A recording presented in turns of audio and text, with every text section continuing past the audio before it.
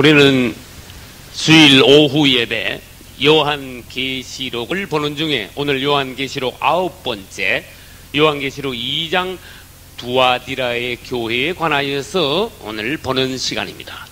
아시아에는 7교회가 있었는데 두아디라 교회는 그 중간에 있는 교회. 몇 번째 교회? 4번째 교회입니다. 우리는 에베소 교회부터 시작해서 4번째 교회에 왔는데, 그러면 잠시 한번 각 교회들을 지금까지 복습을 해본다면, 에베소 교회는 뜻이 사랑할 만한, 바람직한, 그래도 에베소 교회 정도면은 그래도 그 정도만 해도 바람직하다, 그 정도만 해도 그래도 주님으로부터 사랑을 받을 만하다, 사랑할 만한 교회다. 그 다음에 서머나 교회는 쓰다, 몰랴, 그런 뜻이에요. 그것은 영적으로 말하면은 주님을 위하여, 주의 이름을 위하여 고난받는 것을 상징합니다. 그래서 서머나 교회는 역대 모든 교회들 중에서 가장 주를 위하여 고난을 많이 받고 순교자가 가장 많이 나온 교회 시대입니다. 서머나 교회. 그래서 서머나 교회를 다른 말로 하면 고난받는 교회. 그 다음에 3번째는 지난주에 했습니다. 버가모 교회. 버가모는 결혼, 연합, 또 섞여서 하나됨, 이런 뜻이. 이 세상으로 나가서 또 세상이 교회로 들어와서 뭔가 이렇게 교회가 순수함을 잃어버리고, 우리가 사랑을 하면 사랑이라는 건 단일 순수해야 됩니다. 또 사랑에는 뭐 조건을 이것저것 붙이지 말고, 계산 이것저것 하지 말고, 내가 이러면, 당신이 이러면 사랑하겠다, 저러면 사랑하지 않겠다, 그게 아니고 그 현재 그 모든 것을 조건을 내려놓고 상대방 자체를 사랑하는 것. 우리가 주님을 사랑하는데, 주님을 사랑하는 데 있어서 조건을 달면 안 되는 거예요. 주님 우리를 사랑하실 때 까다로운 조건을 달지 않으셨습니다. 할렐루야.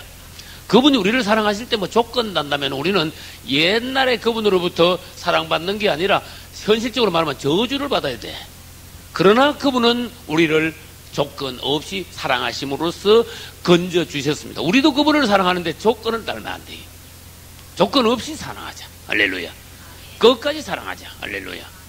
이것이 주님과 우리 사이의 사랑이, 첫사랑이 계속되는 비결입니다. 근데 이 버가모 교회는 주님을 순수하게, 단일하게, 전일하게 사랑하지 못했어요. 주님을 사랑한다 하면서도 주님 외에 뭔가 다른 데 마음이 뺏겼습니다. 마음이 가 있습니다. 여자로 말하면 내 남자 외에 뭔가 다른 남자가 내 머리 안에 자꾸 떠오릅니다. 뭔가 가슴에 딴 남자를 품었습니다. 주님을 사랑하는 성도들이 세상의 어떤 것을 좋아해, 향락을 좋아해, 돈을 좋아해, 세상적인 어떤 기류, 흐름, 유행 이런데 뭔가 이렇게 흘러 떠내려가는 그런 면이 있어요. 이제 그것을 버가모 교회, 세상으로 나가서 세상과 연합한, 세상과 결혼한 교회다. 버가모 교회는 역사적으로 말하면은 로마의 황제 콘스탄틴이 기독교를 로마의 국교로 정하고부터 로마 시민은 전부 다 기독교인이 되라, 크리스찬이 되라. 그때부터 실제적으로 그 중심에 예수가 없는 사람, 정말로 진실로 신앙 고백을 하지 않은 사람까지도 교회 안에 들어오게 돼버렸어요. 그때부터는 뭐가 없습니까? 순교가 없습니다. 알곡들만 있는 것이 아니라 교회의 알곡 위에 가라지가 더 뿌려졌습니다. 그래서 다시 말해봅시다. 교회의 순수성이 없어졌어. 주님을 사랑하는 사람만 있는 게 아니라 가짜도 막 와서 보태져 버렸어요. 그래서 버가모 교회는 세상적인 교회, 세상과 결혼한 교회. 4번째 두아디라 교회라는 것은, 두아디라 먼저 말의 뜻부터 먼저 봐야 됩니다. 두아디라 그러면 좋은 뜻으로 말해서 향기로운 재물이다. 재물. 근데 이것이 향기로운 재물이 좋은 뜻과 같지만은 끊임없는 재물, 수많은 재물. 다시 말해서 직접적으로 말하면 천주교에서는요, 끊임없이 미사를 드려. 미사. 계속적으로 미사를 드려. 또 구약시대 때 이스라엘 사람들은 성막에서 나중에는요, 의미도 없는 재물을 갖다가 자꾸 무수한 재물을 계속 바쳤어. 이사야 1장. 무슨 말인지 아시겠죠? 너희의 무수한 재물이 나에게 어떤 의미가 있느냐. 이제는 그 재물을 내가 지기에 곤배하도다. 너희들이 내 마당만 밟을 뿐이니라.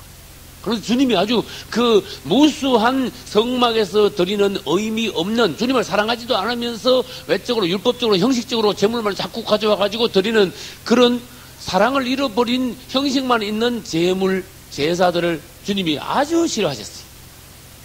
그와 같이 오늘날 우리도 만약에 두아디라 교회와 같다면 우리는 어떻게 되느냐? 의미 없이 예배만 자꾸 와서 드리는 거야. 마당만 밟을 뿐인 거야.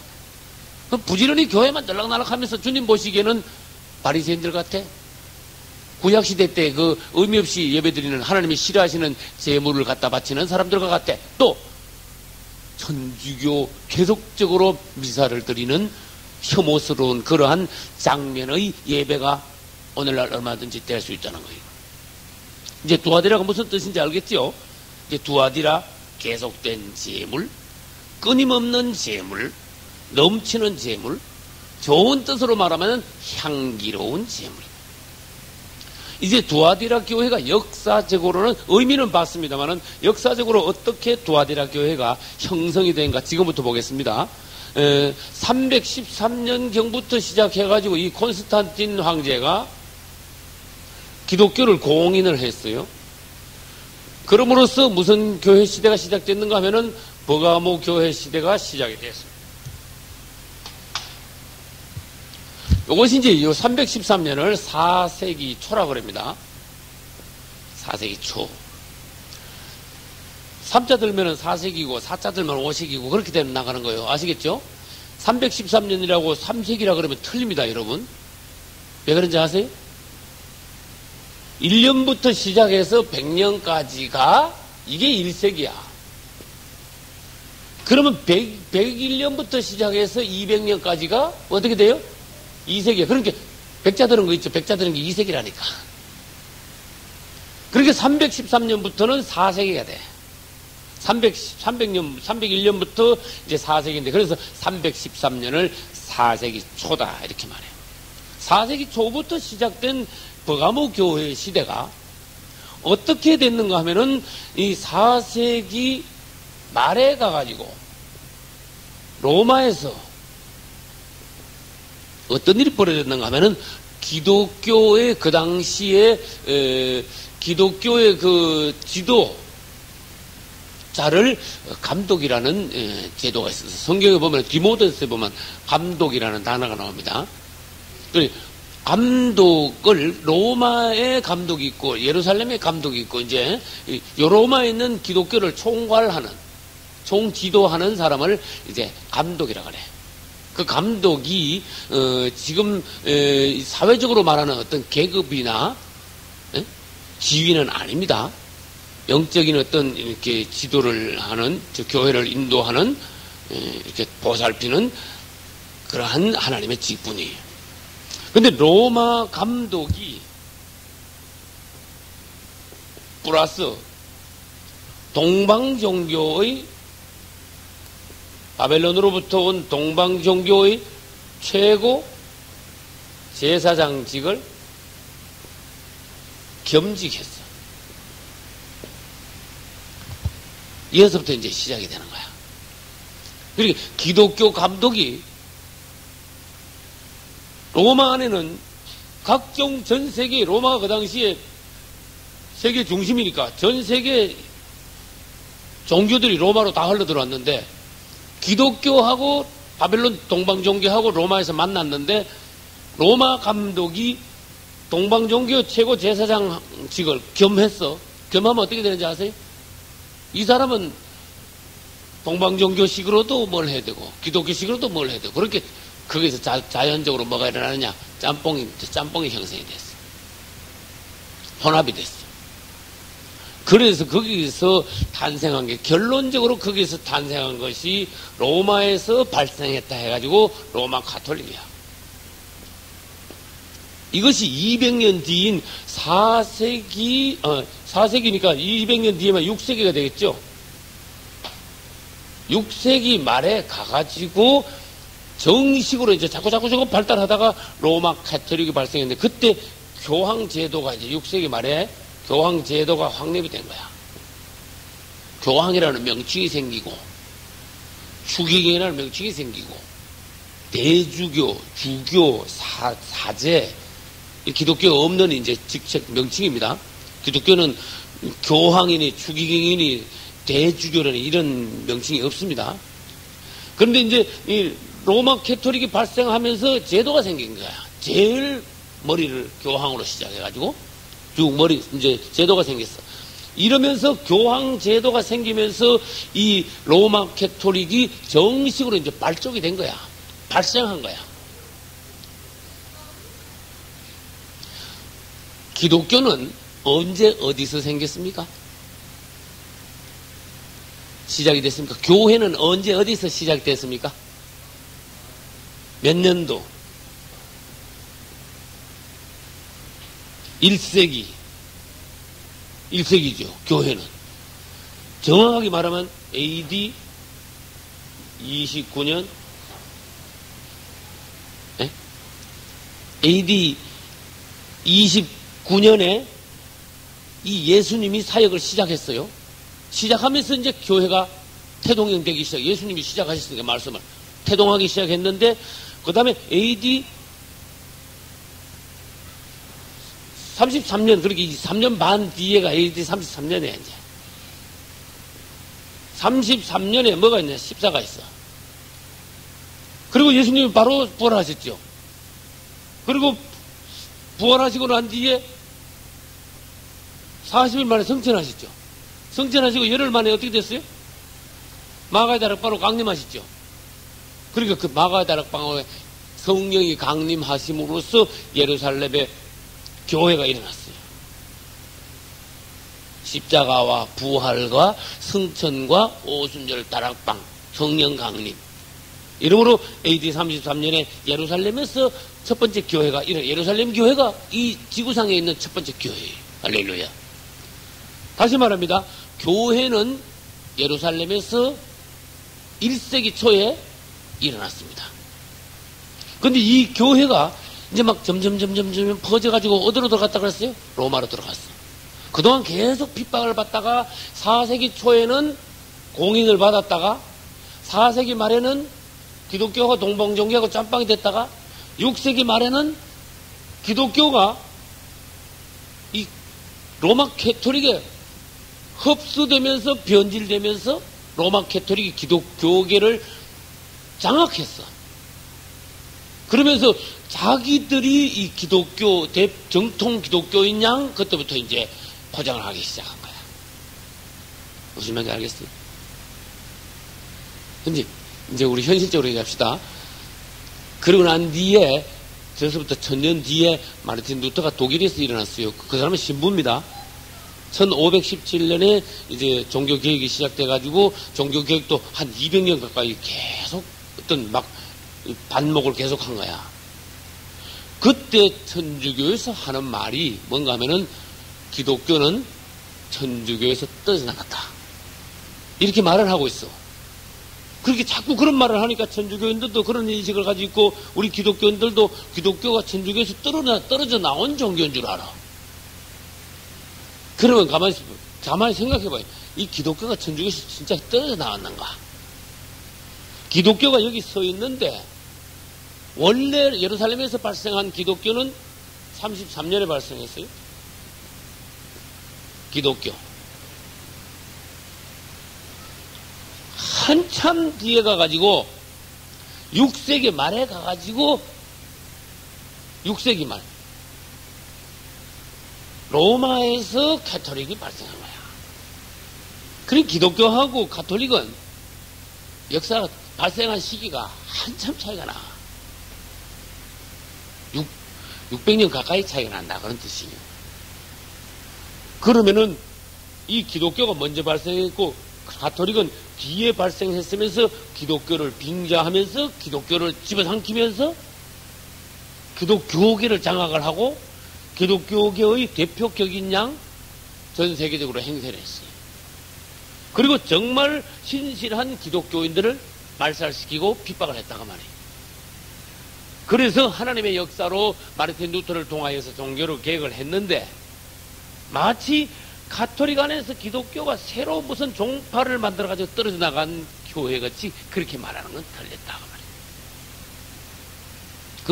그러면은 그렇게 계속 말하면은 질문을 해줘야 돼. 기독교는 언제 어디서 생긴지 아십니까? 처음.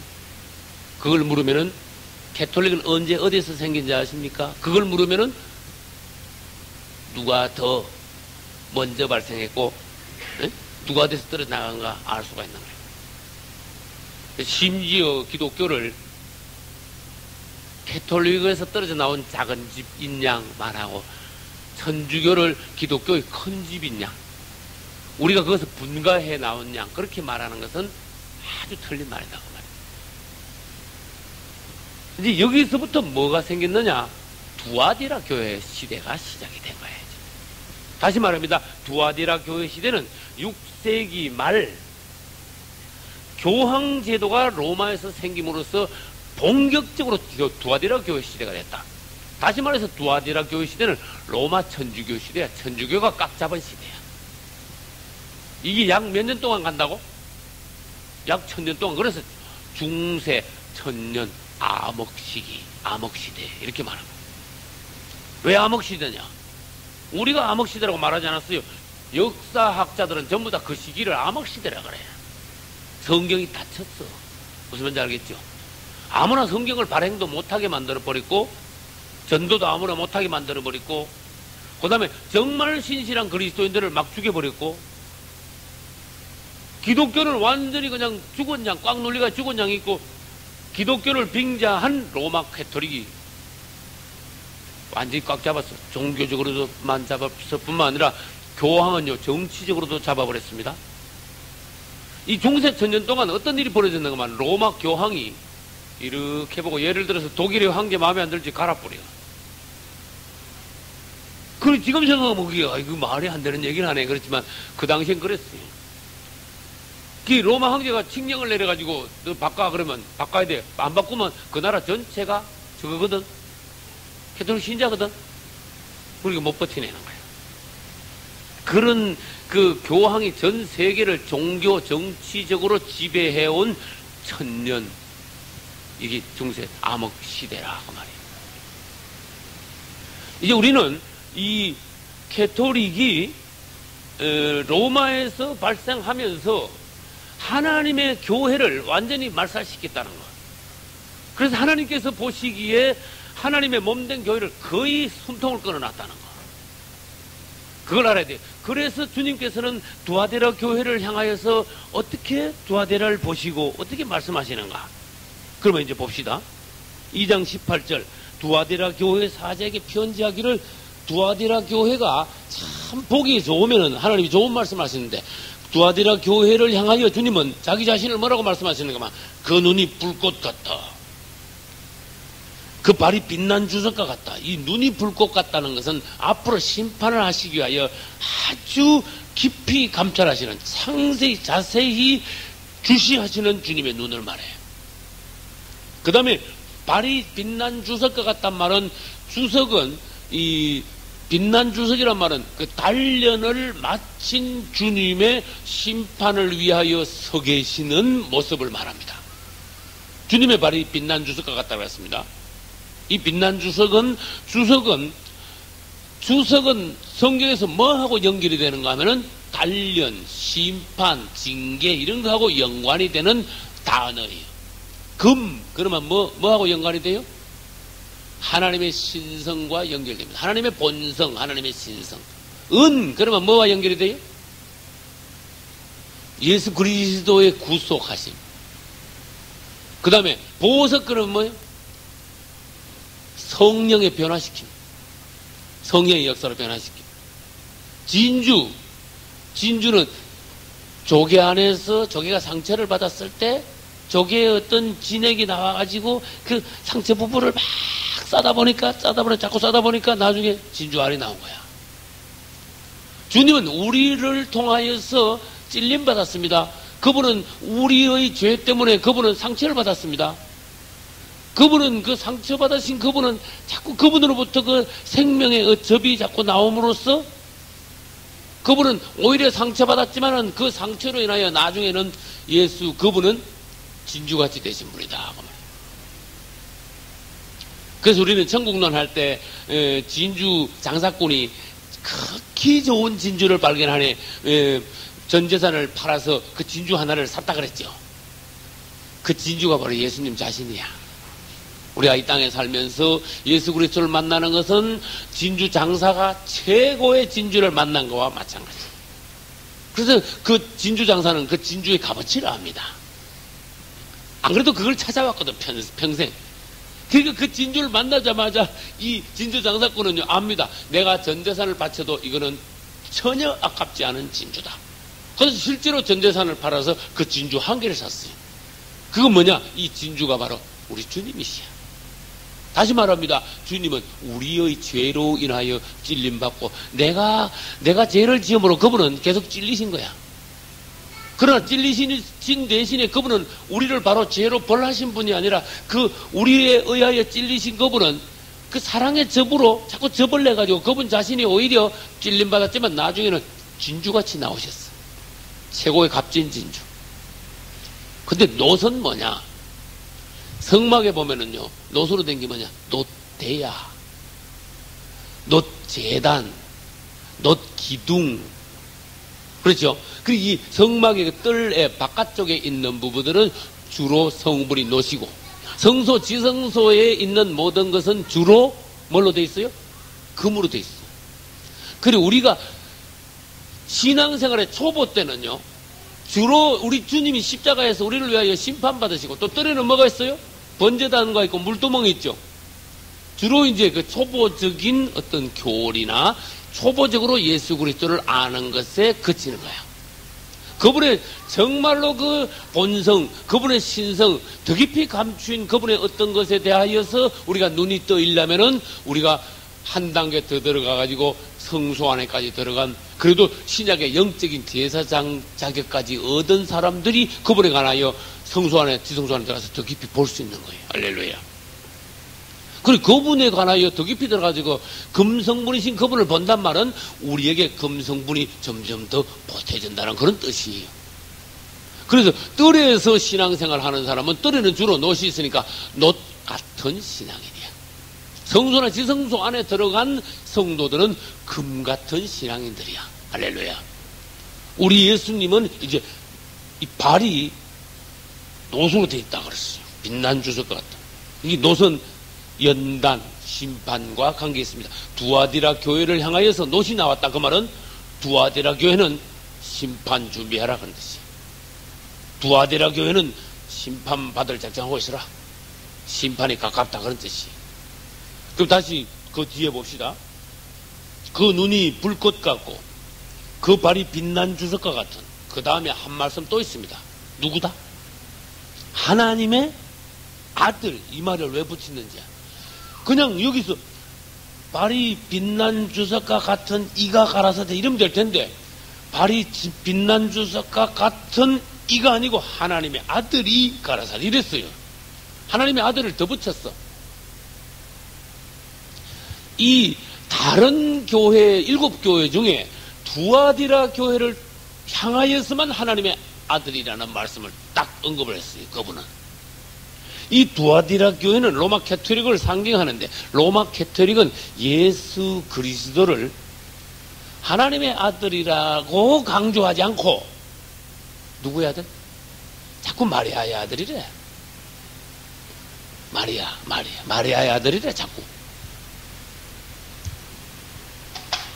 그래서 우리 주님은 두아디라 교회를 향하여 나는 하나님의 아들이다.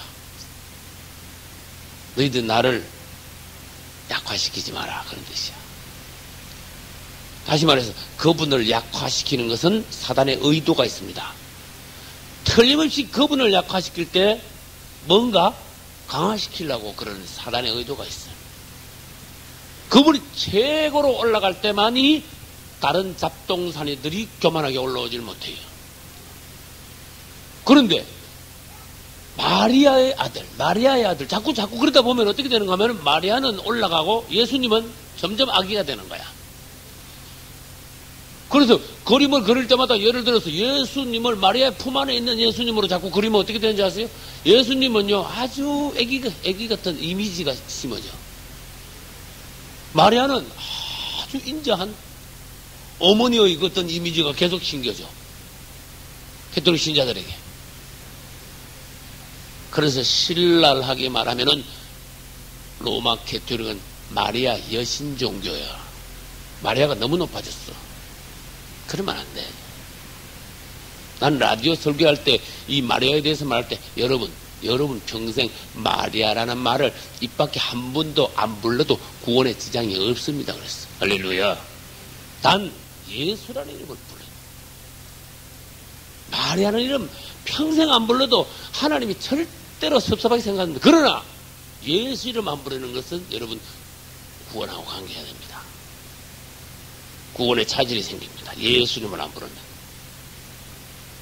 그분은 마리아에게서 낮지만 마리아의 아들은 아닙니다. 하나님의 아들입니다. 할렐루야. 그래서 하나님의 아들이 가라사대 이런 거예요. 우리는 예수님을 잘못하면 평가절하하고 예수님을 잘못 생각하면 인간적으로도 예수님을 낮추어버리는 그러한 과오를 범하기 쉽습니다. 이제 그분은 하나님의 아들로서 19절로 넘어갑니다. 19절에 가면은 처음에는 예수님은 우리에게 말씀하실 때 칭찬 먼저 합니까? 꾸중을 먼저 합니까? 좋은 점을 이제 먼저 말씀하셔.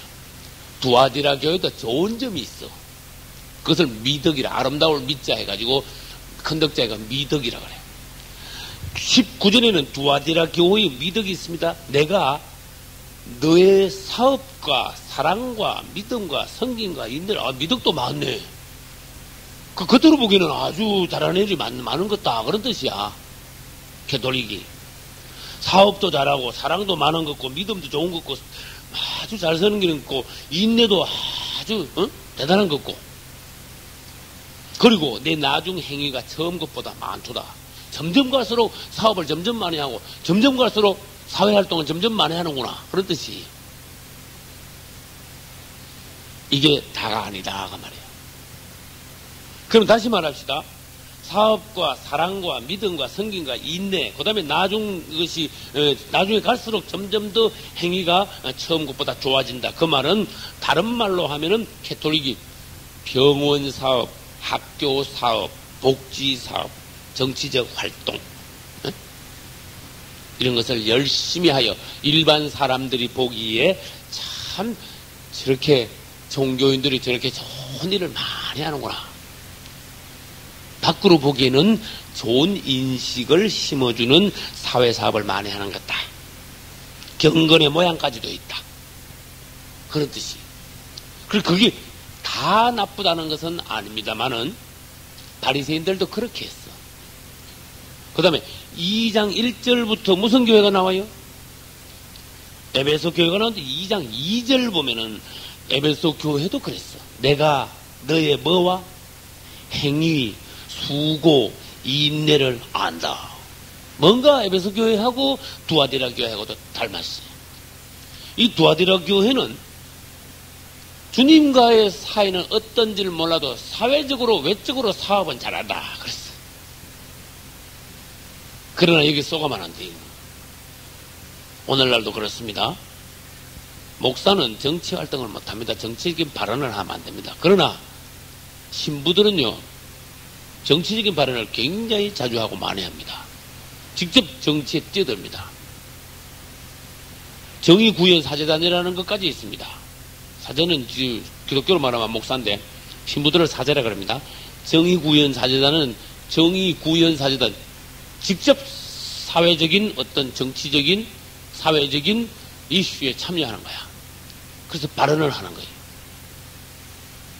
그리고 주님께서는 이런 모든 것이 좋은 점이 있는 듯 하나 까딱 잘못하여 선을 넘으면 바리새인같이 된다. 그러므로 조심하라. 너희들이 아무리 인내가 많고 잘 섬기고 그 다음에 뭐요? 뭐 하더라도 2장 몇 절이 있어요? 19절. 사업을 크게 하고 믿음 좋고 인내도 있고 잘 섬기고 할지라도 그리스도가 없는 모든 것은 무효다. 그런 뜻이. 너희 안에 그리스도가 얼마나 있느냐. 또 누구로 인하여 시작하느냐. 너희들이 하느냐? 주님께서 너희들 안에서 하시느냐? 그것이 중요한 것이다.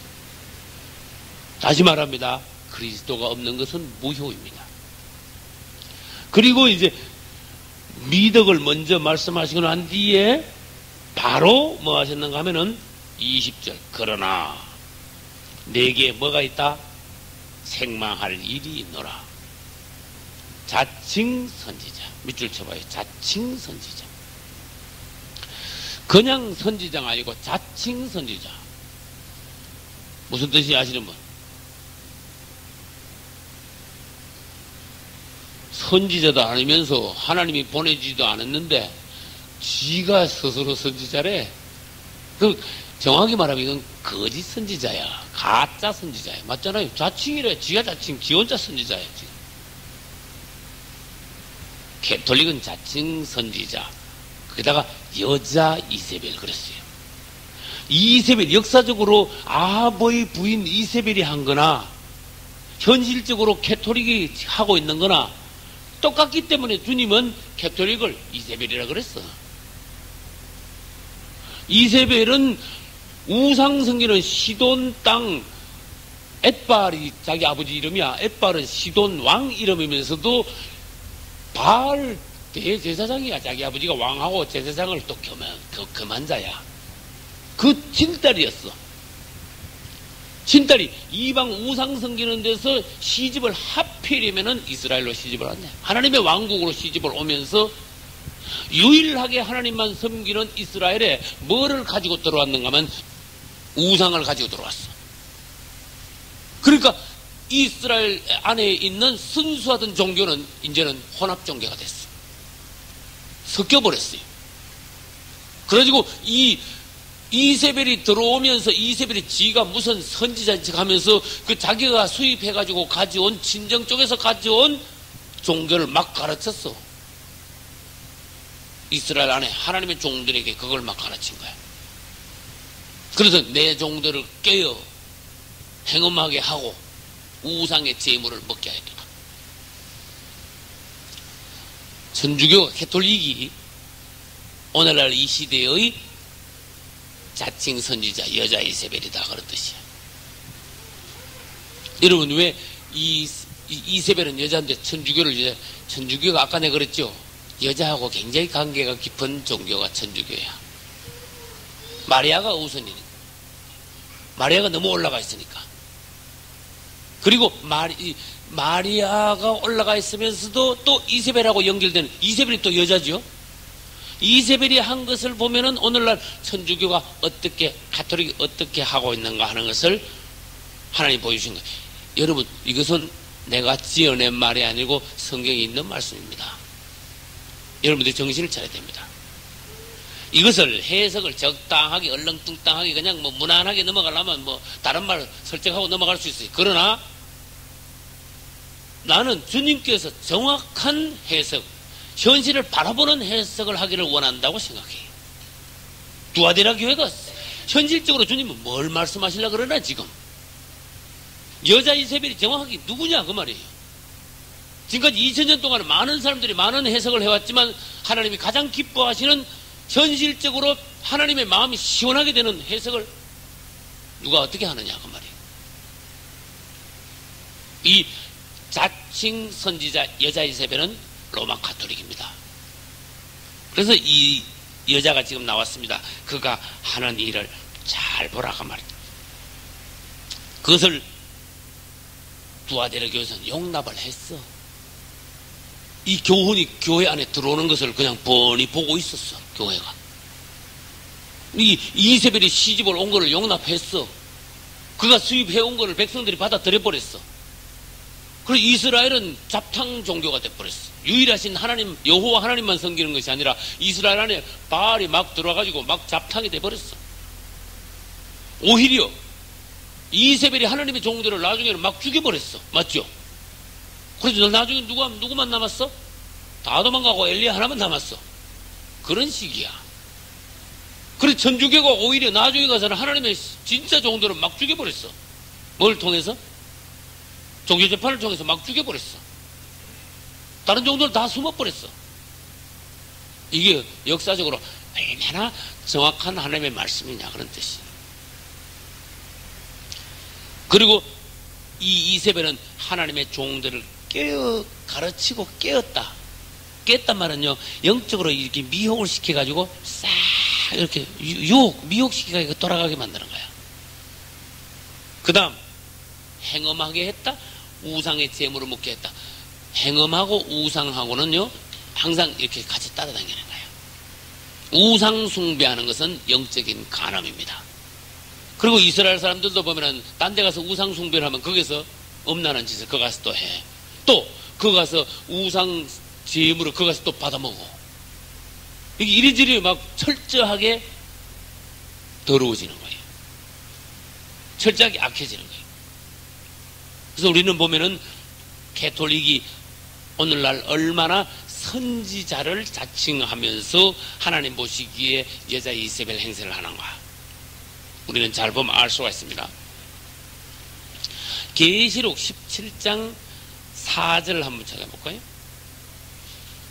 계시록 17장 4절 누가 읽어봐요?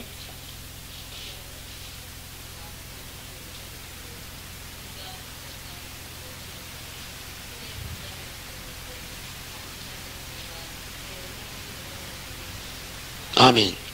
손에 금잔을 가졌지만은 그 속에는 잔은 금잔이지만, 최고의 잔 금잔이지만 금잔 안에는 뭐가 있다? 아주 가정한 하나님께서 보시기에 더러운 거 그 속에 다 들어있다. 누가 이걸 설명을 정확히 할 수 있는, 해석을 정확히 할 수 있는 사람이 있어요? 손에 금잔을 가졌다는 걸 아까 난 금에 대해서 이미 말씀드렸습니다. 금은 하나님의 신성, 하나님의 본성, 하나님께 속한 어떤 거예요. 그리고 지금 이 엄녀를 말했는데, 엄녀가 손에 금잔을 들고 있다? 아까 이세벨이 지금 여기 와서 엄녀야. 지금 같은 거야. 요한계시록 2장의 이세벨은 요한계시록 17장에 누구다?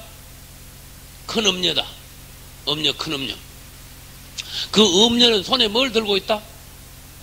금잔을 들고. 사람들이 보니까 손에 금잔을 탁 들고 있는데 밑에서 사람들이 보면요, 이야, 하나님의 거룩한 것을 저기는 가지고 있구나. 이야, 이 가톨릭은 하나님의 거룩한 것이 있구나. 맞아요. 가톨릭 안에는 하나님을 뭐 하느님이라고 부르지만 하나님도 있고 예수님도 있고 성경도 있고 다 있어. 가톨릭 안에는 하나님의 신성한 어떤 것이 있는 것 같아, 겉으로 보기는. 그런데 금잔을 여기 들고 있는데 보기는, 사람들이 보기는 다 금잔이지. 이야, 하나님 신성하시 있구나. 그러나 그 속에 건 안 보여. 무슨 말인지 알겠어요? 금잔 속에 있는 걸 볼 수 있는 사람 아무도 없어. 그 밑에 앉아있는 사람들은. 하나님은 아셔요. 너 손에 거룩한 하나님의 금잔을 들고 있는 것 같지만 그 속에는 각종 더러운 것, 가증한 것이 가득하다 그랬어요. 영적인 실체, 그걸 바로 보라 그 말이에요. 바리새인들도 그랬어요. 겉으로 보기에는 외식한다 그랬죠? 외식이 뭡니까? 겉으로 보기에는 아주 다 잘하는 것 같아. 그러나 그 속에는 죽은 사람의 뼈가 가득하다. 각종 더러운 것이. 그래서 회칠한 무덤이요. 겉으로 보기에는 하얗게 아주 깨끗하게 보이지만 그 속에는 사람의 죽은 뼈, 더러운 것이 다 가득하다. 그 엄녀가 들고 있는 금잔에는 마찬가지야. 우리는 주님의 눈으로 모든 현실들을 바로 볼 수 있어야 된다. 여러분도 신앙생활 하는데 겉으로 잘하는 척 하다가 속으로는 주님 보시기에는 실제로 우리 속 사람이나 실제로는 사람들 안 보는 데 가서 더럽고 악한 식으로 해가지고 우리도 뭐가 됩니까? 그렇게 되는 거예요.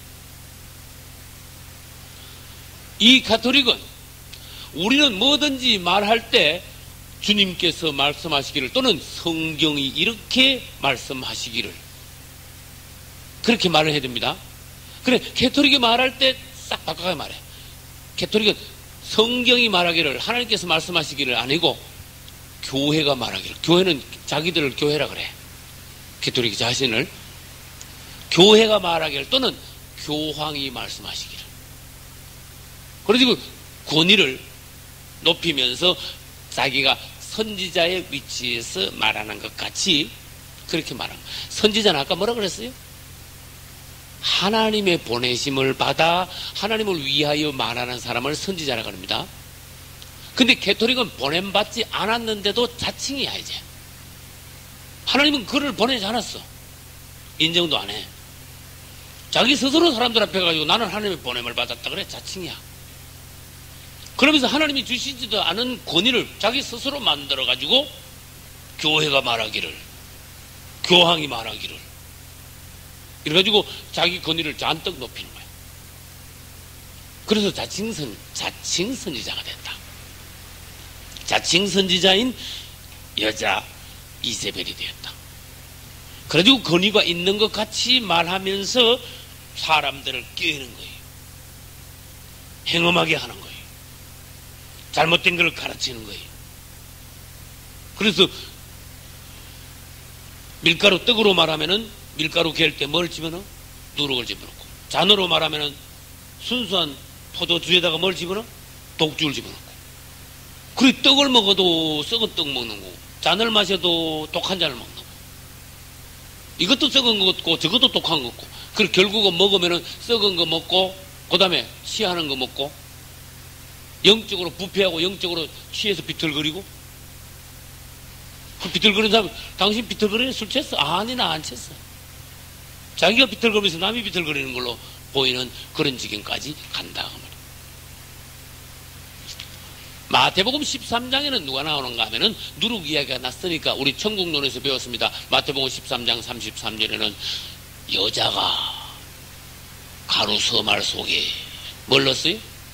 누룩을 넣었다. 그럼 마태복음 13장에 가루 서말 속에 누룩을 넣은 여자는 요한계시록 2장의 자칭 선지자 여자 이세벨이다. 또 그는 요한계시록 17장에 가서 누구다? 큰 음료다. 이 세 여자가, 성경의 여자가 이 덤성덤성 여기저기 나올 때 나쁜 여자 셋, 이 같은 동일인물이야. 동일인물. 그래서 우리는 성경을 볼 때 주님이 지금 뭘 말씀하고 계시는가? 여러분, 성경을 집에서 많이 읽는 건 좋고 또 성경을 깨닫고 해석하는 건 좋지만은 너무 엉뚱하게 틀리는 해석을 할 때 주님 뭐라 하시는지 아세요? 너 엉터리 같은 소리 하지 마라. 너 엉터리 같은 소리 하면서 다른 사람들을 가르칠 때 너 때문에 많은 사람들이 진리의 길로 가는 게 아니고 딴 길로, 잘못된 성경을 잘못된 가르침, 하나님의 마음이 담겨져 있지 않은, 하나님이 정확하게 말씀하시고자 하는 그 말이 아니라 엉뚱한 소리를 해가지고 이 성경을 갖다가 하나님의 교훈을 조금도 못 받고 뛰어넘어가게 만든다. 두아디라 교회를 하면서 하나님이 이 시대에 캐톨릭이나 기독교 내의 상황들을 하시고자 하는 말씀을 주님의 심장으로 말하고, 우리도 바로 보고 또 우리도 깨어나서 정신을 차리고 두아디라 교회를 이기고 나오는 우리가 되어야지 하나님이 원하시는 실제적인 이기는 성도가 되는 거예요. 할렐루야. 이기는 성도. 두아디라 교회를 우리는 이겨야 됩니다. 그런데 자칭 선지자라 그랬죠. 자칭 선지자라면서 여자가 자칭 선지자라면서 여자가 막 선지자, 그렇게 자칭 선지자는 선지자한테 여자 이세벨에게 자칭 남 선지자가 아니고 자칭 무슨 선지자? 자칭 여자 선지자야. 그 이스라엘 사람들은 들으면 아, 이건 틀렸다는데 우린 잘 몰라. 이스라엘 사람들은요, 인식이 여자는 앞에 나와서 권위를 가지고 말하면 안 된다는 그 인식이 딱 있어. 무슨 말인지 알겠죠? 근데 우리나라는 그렇게, 우리나라는 옛날에 봉건주의 사상일 때는 여자들이 말하지 말았는데 그거는 그냥 그 예의적인 봉건주의 사상적인 말이고, 영적인 차원에서는 정한 거 뭐냐? 여자가 권위를 가지고 나와서 권위를 가지고 남자를 가르치거나 주관하지 말라, 그거예요. 거기서 디모데전서 2장 12절에 있어요. 여자의 가르치는 것과 남자의 주관하는 것을 그만하라. 디모데전서 2장 12절. 그래서 이 교회에서 여자들이 권위를 가지고 가르치지 말아야 되고, 여자는 어느 수준까지 와야 되느냐? 교회를 위하여 기도하고, 교회를 위하여 봉사하고, 교회의 어린이들을 돌보고, 초신자들을 보살피고, 그래서 교회에서 이렇게 여자들이 하는 일은 실제로 가정에서 여자가 뭡니까? 자녀들을 양육하듯이 교회에서 실제로 여자 자매들이 할 일은 교회를 돌보는 양육하는 일에 치중을 해야지. 딱 거기서 올라가요. 건의를 가지고 교회를 주관해가요. 가르치려 해서는 여자 이세벨이다. 여자가 어떻게 자칭 선지자 될 수 있느냐? 안 된다. 건의를 가지고 올라서서 가르치지 마라. 그런 뜻이. 이 이스라엘에는 여자가 될 수 없는 세 가지 직분이 있어요. 여자는 차지할 수 없는 세 가지 직분. 첫째, 왕은요, 절대로 여자가 왕이 못 돼, 이스라엘은. 이방인들 중에서는 여자가 왕이 있어. 무슨 말인지 알겠죠? 여자가 수상이 있어. 그러나 이스라엘은 여자 수상이나 여자 왕이 없어. 이스라엘 사람들은 알아요, 그거를. 여자가 왕이 되면 여자가 그 밑에 신하들을, 남자들을 막 다스리는 거야. 주관하는 거야. 지배를 하는 거야. 이게 하나님 보시기에 틀린 거야. 우리는 하나님 보시기에 다 여자 입장이다. 그런 뜻으로 잘 영적인 교훈을 한번 잘 되새겨 보라고 합니다. 그 다음에 여자가 제사장이 절대로 될 수 없어요. 세 번째, 신약에 와서 교회에서 여자가 뭐가 없다?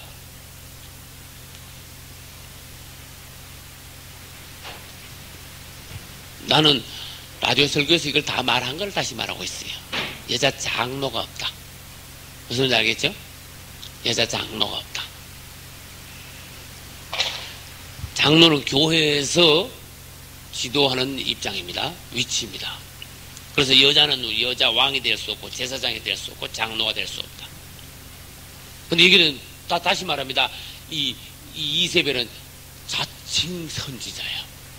그래가지고 탁 하나님을, 내가 하나님의 말씀을 받았다. 하나님의 말씀을 막 자기가 대언하는 거지. 그게 다 거짓말이야. 지가 지어낸 거야. 자칭 선지자 여자 이세벨이니까. 이 가톨릭은 로마에 들어가가지고 처음에는 기독교로 공인을 받았지만은 세월이 흐르는 동안에 기독교가 희미해지고 눌리고 가톨릭이 기독교계를 장악하고 가톨릭이 기독교의 대표 역할을 맡으면서 어떤 역할이 벌어졌는가 하면은 기독교가 로마의 국교가 아니라 가톨릭이 로마의 국교가 됐어요. 무슨 말인지 아시겠어요? 그래서 그게 중세 천년 동안에 가톨릭이 로마의 국교가 됐는데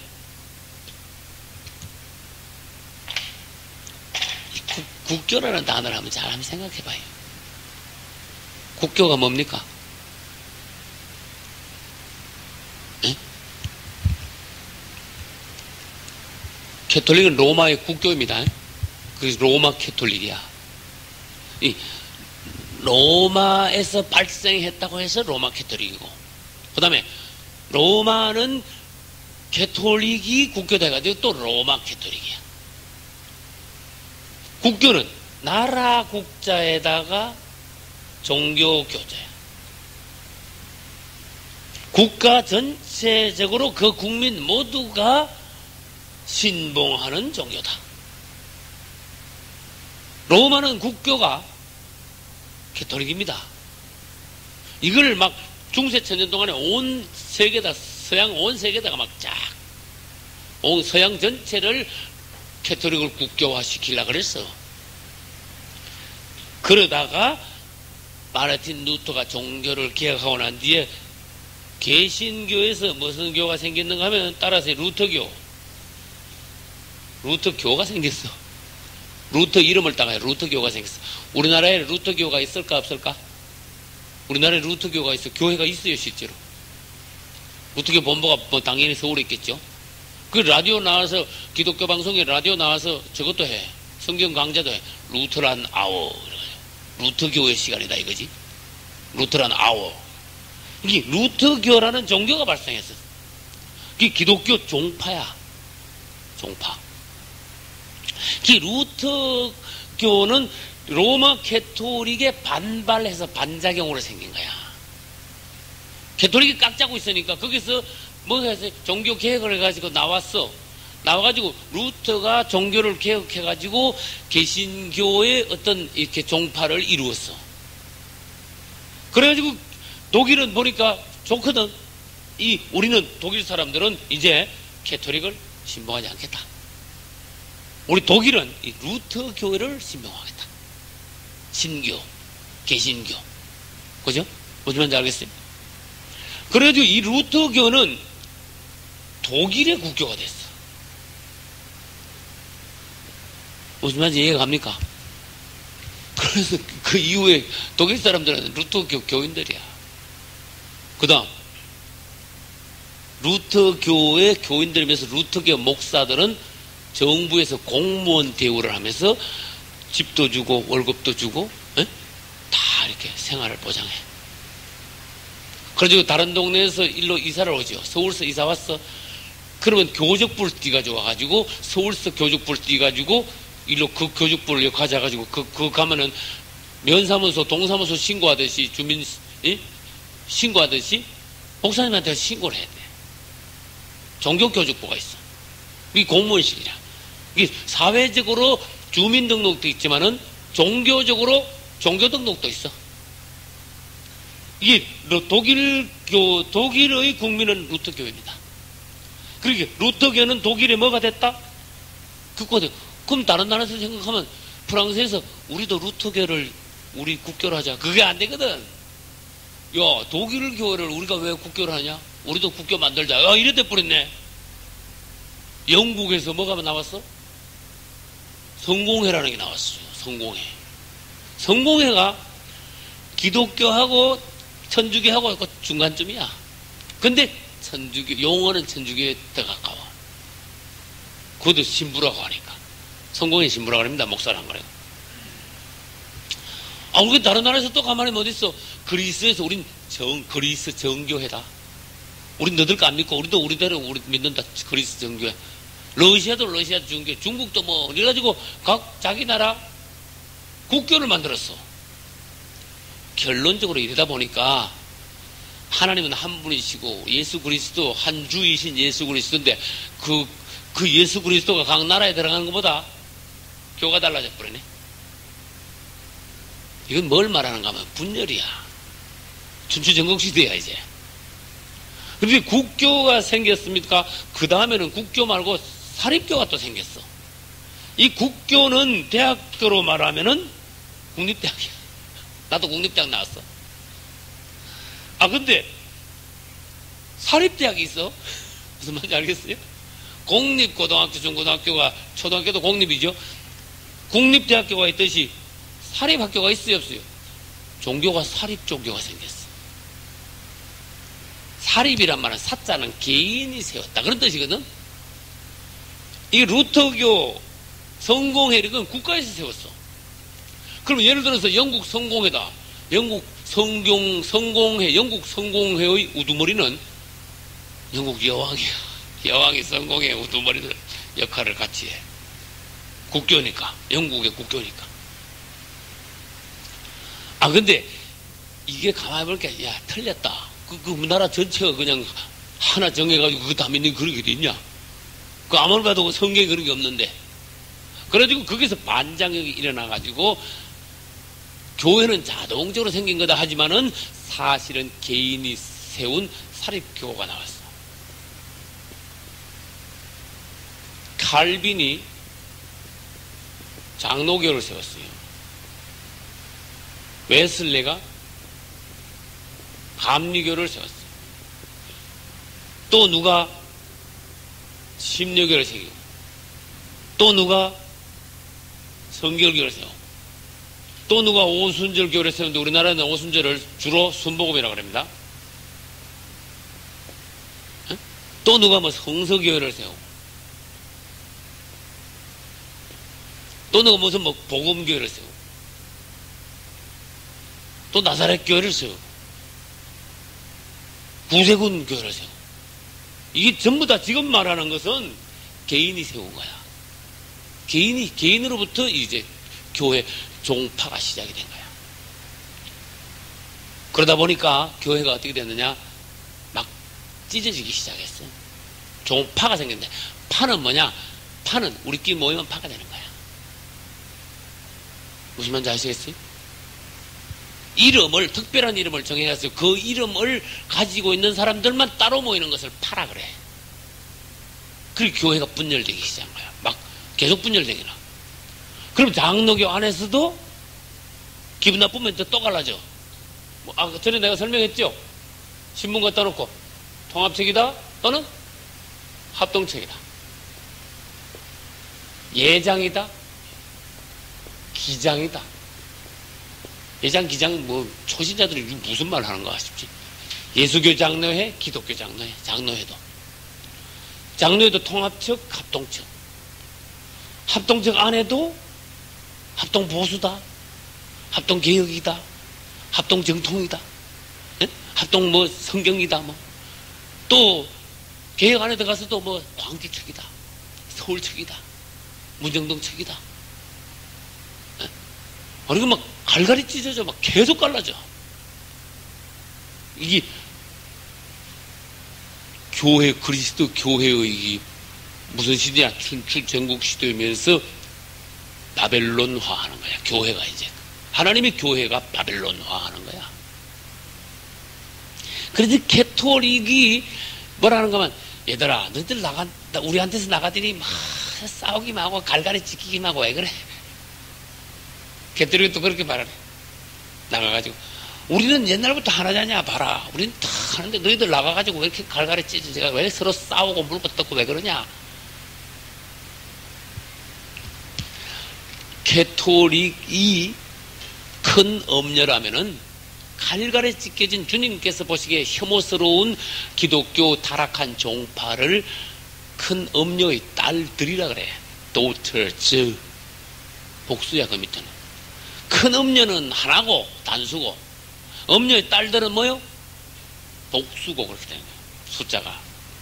그래서 큰 엄녀하고 큰 엄녀의 딸들하고, 다시 말해서 캐톨릭으로부터 떨어져 나와가지고 분열된 모든 기독교 타락한 종파, 이걸 하나로 전부 다 뭉뚱거리면은 명색이 하나님을 믿고 명색이 예수 그리스도를 주라고 하면서 명색이 성경을 가지고 있으면서도 갈갈이 찢겼어. 그래가지고 안 보이는 싸움을 얼마나 하는지 몰라. 기분 나쁘면 갈라지고, 갈라지면 욕하면서 갈라져. 다음에 봅시다 하면 이러면서 갈라지는 게 아니라니까 막 욕하면서 갈라진다니까. 무슨 말인지 알겠어요? 이 모든 것을 합쳐가지고 뭐라 하냐?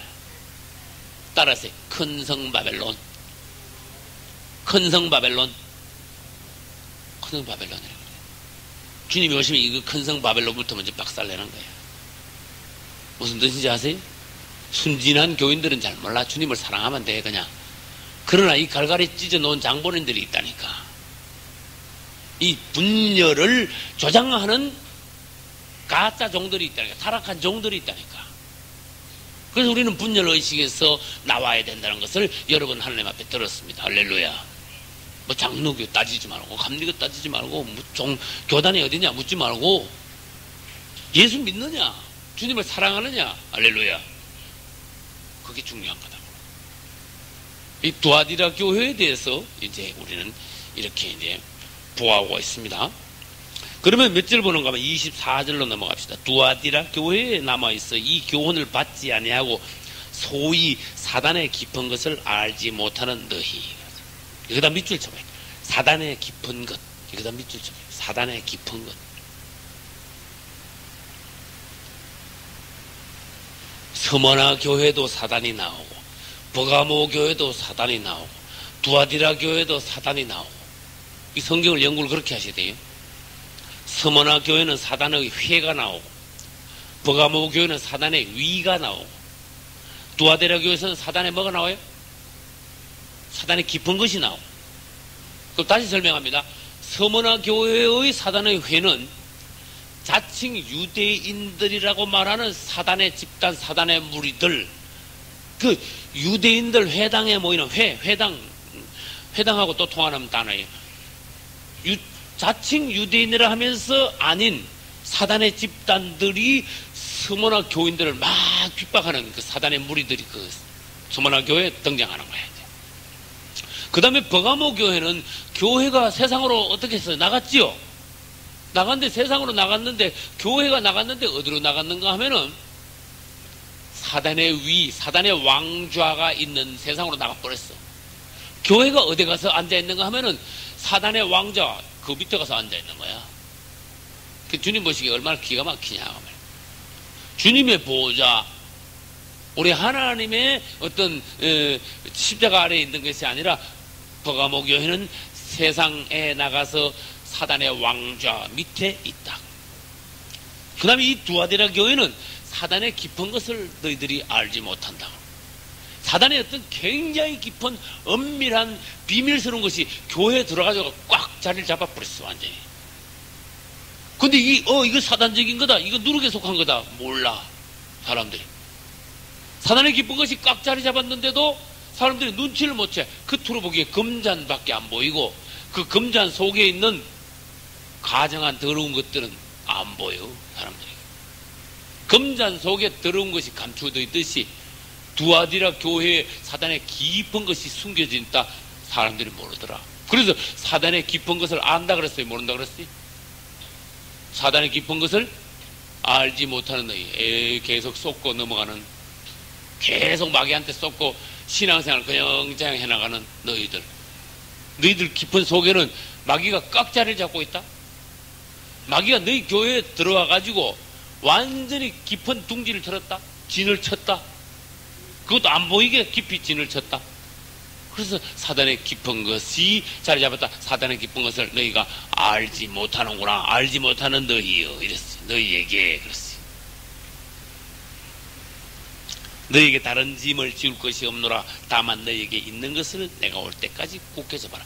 두아디라 교회 그래도 겨우 믿음을 지키고 있는, 다시 말할게요, 천주교나 그 타락한 기독교 종판에서도 겨우 작은 믿음이라도 지키고 있는, 그래도 주님을 사랑하는 소수의 머리 조금 믿음이 남아있는 사람들 있어요. 그거라도 꼭 붙잡고 있어야지. 너 안 그러면 망한다는 뜻이야. 그 남은 그거라 꼭 붙잡고, 그 믿음이라도 지금 현재 믿음이라도 잘 붙잡고 가라. 그러면 구원받는다. 천주교 안에도 가물에 콩나듯이 구원이 있고 타락한 기독교 종파 내에도 소수의 구원받은 희귀한 이기는 자들이 있다고 말이에요. 할렐루야. 그런데 21절에는요 회개하라 그랬습니다. 내가 그에게 회개할 기회를 주었을 때 그 음행을 회개하고자 아니하는도다. 회개하라. 만약에 회개하지 않으면 어떻게 한다? 22절 첫째, 심상에다가 던진다. 심상에 던지면 아마 푹 쉬라고 던지는 겁니까? 예? 중병, 아주 중환자가 될 것이다. 하나님으로부터 크게 심판받고 중환자가 될 것이다. 그 다음 두 번째, 너로 더불어 간음하는 자들도 큰 환란에 던진다 그랬어요. 22절 중간에 있습니다.